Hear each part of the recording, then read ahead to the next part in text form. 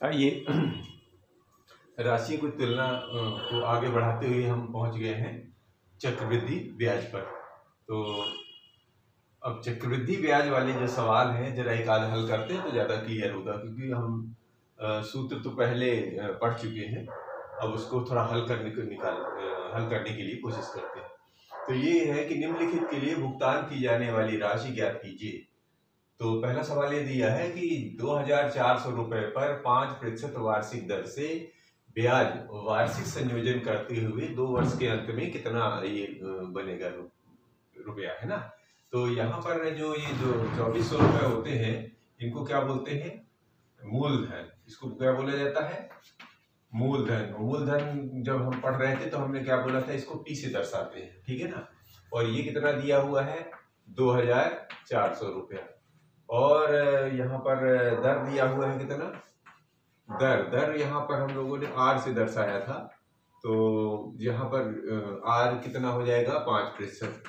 और समय जो है दो वर्ष है। समय को टी या एन से दर्शाते हैं। चलिए यहाँ पे एन लिख लेते हैं, तो हम बी एन लिख देते हैं। और ये है 2 वर्ष।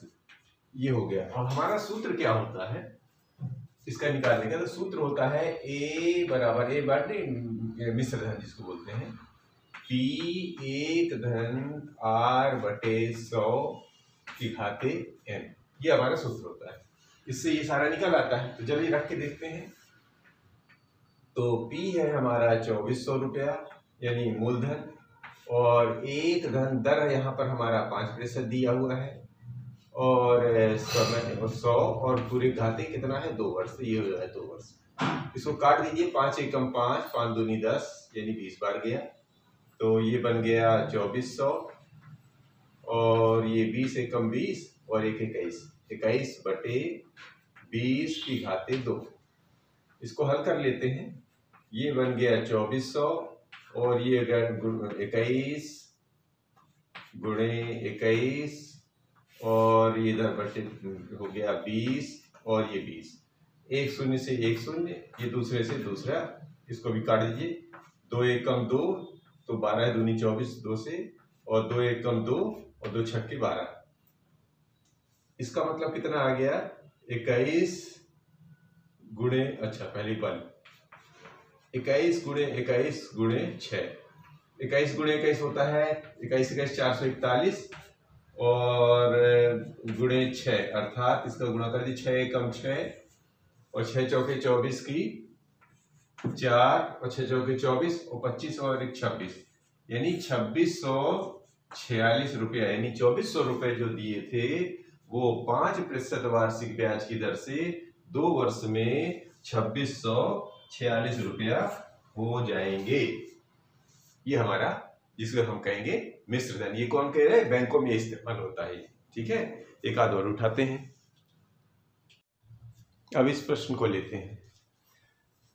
रुपया 10,500 मूल्य की एक मशीन का 5% की दर से अवमूल्यन होता है। अब की बार जैसे हम लोग जो है मिश्र धन निकालते हैं ना, तो उसमें मूलधन में ब्याज जुड़ के आता है। लेकिन अब क्या है, उल्टा कर रहा है कि मशीन जो होती है ना, इसका रेट एक बार दुकान के बाहर आ जाती है तो फिर इसका रेट घटता है। जैसे मिश्र धन में ब्याज जुड़ जाता है हर साल मूलधन में, इसमें क्या होता है, वो जो दर जुड़ती थी वो घटती है यहाँ पर। ये ध्यान रखना है हमको। तो कैसे करते हैं देखते हैं इसको। तो यहाँ पर जो P है वो दिया है 10,500, ठीक है। अब हम सीधे सीधे ये सूत्र के हिसाब से करते हैं, ठीक है। तो दर कितना है? R यहाँ पर दिया है 5%, और 1 वर्ष यानी समय जिसको हम लोग N से डिनोट किए थे वो है 1 वर्ष, ठीक है। अब लगा दीजिए सूत्र में। सूत्र वही चलेगा हमारा, A बराबर P 1 धन R बटे 100 पावर N। ये तो हमारा सूत्र है। अब मतलब समझ रहे हैं, यहां पर जो है पहले R चलता था, तो अब क्या हो जाएगा? यहाँ पर मशीन का अवमूल्यन हो रहा है, तो अवमूल्यन में क्या करेंगे? घटेगा माने ऋण लगेगा। ये ध्यान रखना हमको। तो ये आएगा 10,500 एक ऋण आर में कितना है 5/100 ठीक है। अब आ जाइए 10,500, 5 एकम 5, 5 दूनी 10, 20, यानी एक ऋण 1/20 ये हो गया। घाते एक में कोई लिखने की जरूरत ही नहीं है, तो ये हो गया 10,500, 20 एकम 20 में से एक गया 19/20, ये हम लिख सकते हैं ऐसे। अब इसको काट दीजिए, 0 से 0 कट जाएगा, 2 से काट दीजिए, 2 एकम 2 और 2 पंचे 10 और 2 दूनी 4 और 1 2 पंचे 10, 525 गुणे 19, ये आ गया 525 गुणे 19।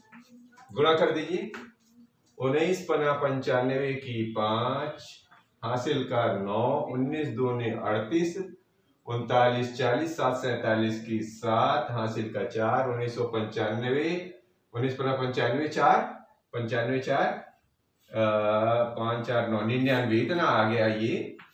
यानी कि अब जो रेट 10,500 था वो एक साल बाद, अब उसकी अवमूल्यन के बाद वहां पर मिश्र धन निकालते थे, यहाँ पर अवमूल्यन दर कहलाएगा 99.75, यानी 9,975 रुपए। अब इस प्रश्न को देखिए, एक शहर की वर्तमान जनसंख्या 12 लाख है। यदि वृद्धि की दर 4% है तो 2 वर्ष पश्चात शहर की जनसंख्या ज्ञात कीजिए। ये बिल्कुल ठीक उसी प्रकार से सवाल देखने में लग रहा है जैसे हमारा चक्रवृद्धि ब्याज का सूत्र से लगाते हैं, तो हम भी इसको अप्लाई करेंगे तो हमारे भी आसानी से काम हो सकता है। तो चलिए करके देखते हैं जरा। जनसंख्या को हम मान लेते हैं ये P है नहीं, तो P बराबर क्या है 12, इकाई दहाई, सैकड़ा, हजार, 10,000, लाख और ये 10 लाख, ये हो गया 12 लाख। और वृद्धि की दर माने होता है आर होता है यहाँ पर दिया हुआ है 4%, ये लीजिए 4%, और जो n हमारा हुआ करता है वो यहाँ पर 2 वर्ष दिया, ये ले लीजिए 2 वर्ष। अब बस इसी को सूत्र में रख दीजिए, आपका काम आसान हो जाएगा। तो शुरू करते हैं। A बराबर P 1 धन R/100 पावर n। P कितना है हमारा है 12 लाख है, यानी कि 12 के बाद 5 शून्य, 2 3 4 5, 1 धन 4, R कितना है 4 और ये है 100 की पावर n।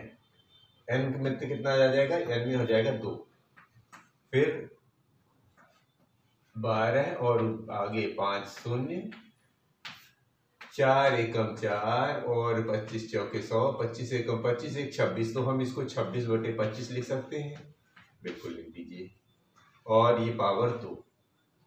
अब इसको खोल दीजिए, 12 के आगे 5 शून्य और ये पहला 26, ये दूसरा 26 और ये आ गया 25 और ये आ गया 25, काट दीजिए कुछ। तो 25 का पहाड़ से अगर काटे तो बहुत आसानी, 25 एकम 25, देखिए ये 120 हो जाएगा, तो 25 चौके 100, 20 आया यहाँ पर, 25 चौके 100 यहाँ, तो इससे बचेगा 20, तो ये बन गया 200, तो 25 अट्ठे 200।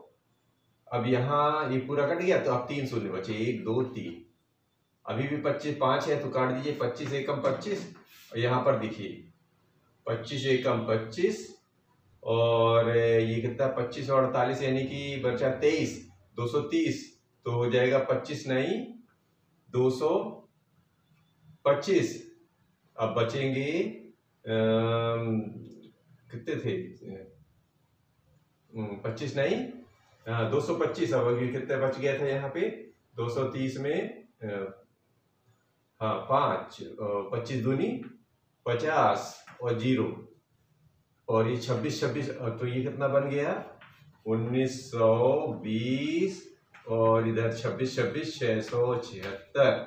इन दोनों का गुणा करके इधर अलग से गुणा कर लीजिए तो बन जाएगा 1297 920, ये यहाँ गुणा करके अलग से कर लीजिएगा, इतना ये इसका आ ही जाता है।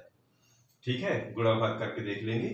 तो ये 2 वर्ष बाद ये जो 12 लाख आदमी थे वो बन जाएंगे, बढ़ के जनसंख्या हो जाएगी 12,97,920। एक और लेते हैं। अभी इस प्रश्न में देखिए, रुपए 12,600 का 2 वर्ष के लिए 10% वार्षिक दर से चक्रवृद्धि ब्याज ज्ञात करना। आपकी बार मिश्र धन नहीं, सीधे ब्याज पूछ रहा है। तो ब्याज ज्ञात करने के लिए 2 तरीके होते हैं, या तो सूत्र से डायरेक्ट निकाल लीजिए, या पहले मिश्र धन निकालने के बाद फिर घटा के मूलधन घटा के निकाल लीजिए। तो पहले पुराना तरीका है अपनाते हैं। तो यहाँ पर लेते हैं P बराबर है 12,600 और R जो दिया है यहाँ पर 10%, और समय यानी कि N जो है कितना है, दर से 2 वर्ष, N बराबर 2, ये हो गया 2 वर्ष। तो इसका पहले हम A निकाल लेते हैं, बाद में फिर घटा के ब्याज निकाल लेंगे। तो शुरू करते हैं। A बराबर P 1 धन R बटे 100 की पावर N। A निकाल लेते हैं पहले। तो P कितना है 12,600 और 1 धन R कितना है 10 और ये बटे 100 और ये 2 वर्ष। तो बहुत आसान है, इससे ये कट गया तो ये आ जाएगा 12,600, 10 एकम 10 और 1 11 बटे 10 की पावर 2। अब इसको खोल दीजिए। तो 12,600 में 11 का इधर गुणा, 11 का इधर गुणा और ये नीचे 10 के 2, ये पूरा खत्म। तो 1 शून्य से 1 शून्य, 1 शून्य से 1 शून्य, यहाँ पर आ गया 126 गुणे 11 11 121। बस इसका गुणा कर दीजिए। तो इससे क्या निकल आएगा, अमाउंट निकल आएगा। तो इसको पहले यहाँ पर हम लोग कर ही लेते हैं। ये हो गया 126 और 11 11 121। ठीक है, तो ये ले लीजिए। तो 1 का लेंगे तो 126 और 2 के लेंगे तो ये जी कट गया, 2 छक्के 12 की 2, 2 दूनी 4, 1 5 और 2 कम 2, फिर ये हटा 6 2 1, 6 2 2 4, 6 और 6 12 की 2, 2 2 4 1 5 और 1, ये आ गया जी 15,246।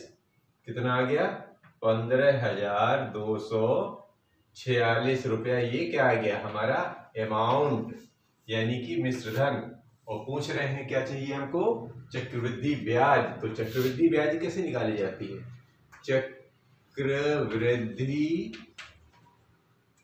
ब्याज जो निकलती है वो अमाउंट में से P को घटा दीजिए। अमाउंट माने जो ये अभी निकाला है आपने, तो ये निकाला आपने 15,246 रुपए में से घटा दीजिए किसको, 12,600 को घटा दीजिए। तो यहाँ लिख के घटा दीजिए सीधा सीधा। ये आ गया 15,246 में से 12,600 को घटा दीजिए। तो ये 6, ये आया 4, 12 में से 6 गया 6, ये बन गया 4 में से 2 गया 2, यानी 2646 रुपया, यानी 2,646 रुपया ये हमारा चक्रवृद्धि ब्याज आ गया। इस तरह आगे हमारे सवाल बढ़ते रहेंगे और आगे हम करते रहेंगे।